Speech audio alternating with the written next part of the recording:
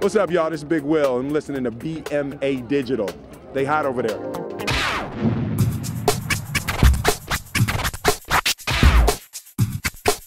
Hey, this is City Council Member Melvin Carter. This is BMA Spotlight.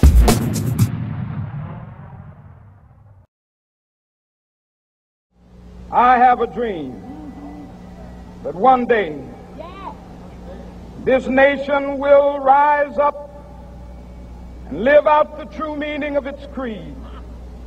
We hold these truths to be self-evident, that all men are created equal. Hello, Twin Cities, and welcome to another BMA Spotlight. I'm Josh Harris, and this weekend represents celebration of the legacy of Dr. Martin Luther King Jr., and we're here at the Alpha Phi Alpha Fraternity Incorporated's annual MLK breakfast. And we're going to take you guys inside and give you a brief overview of what's going on here and exactly what today's events mean.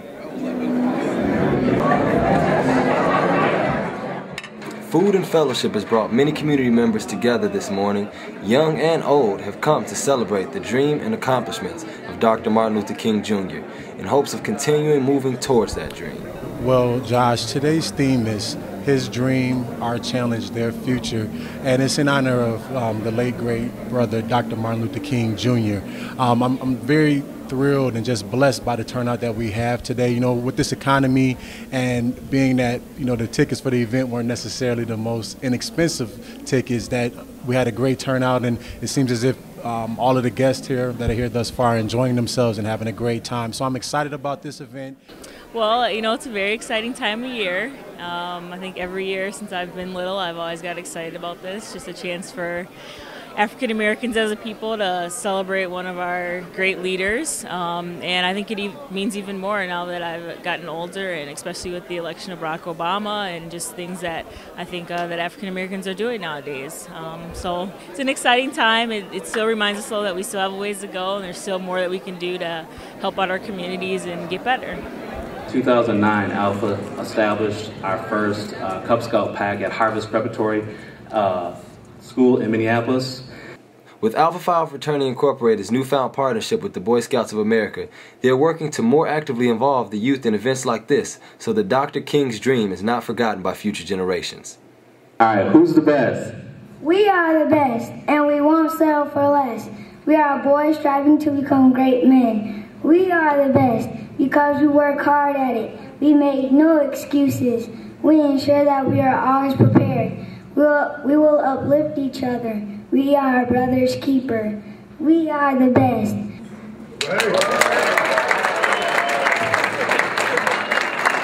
Today we wanted to celebrate Martin Luther King's birthday, and also wanted to give my boys, the Cub Scouts, an opportunity to give back to their community and provide some community service. Even though they're young, I think it's best that they start off young, giving back to the community. So in a small way, they decided they wanted to help out, and they said that they could help out passing out the programs. Keynote speaker and fellow Alpha Phi Alpha fraternity brother, St. Paul City Councilman Melvin Carter III gave a truly encouraging speech and the challenge to spend every day striving to make Dr. King's dream become a reality. Dr. King's dream, a beloved community, was a dream of fraternity. And not just fraternity for the Alphas, and not just fraternity for African Americans, but true fraternity in which we all begin to more fully embrace our interdependence with one another. Far before Senator Wellstone ever said we all do better when we all do better, Dr. King said we may have all come on different ships, but we're in the same boat now. You know, we like to set it out each year in honor of his service to our community and to our country. We like to just sort of remind ourselves of the charge that he left for us, and send ourselves out into the coming year with that sense of service. How do you feel events like this can help further engage the Twin Cities, Minneapolis, and St. Paul as far as engaging the community and creating more community involvement?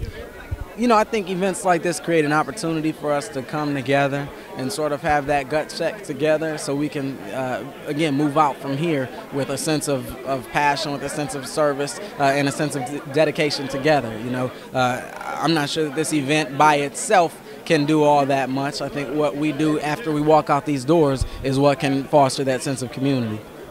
As we celebrate Dr. King's dream, we must remember that it was he that once said, "True leadership begins with servanthood," and we must serve each other to better not only our futures, but more importantly, the futures of our children.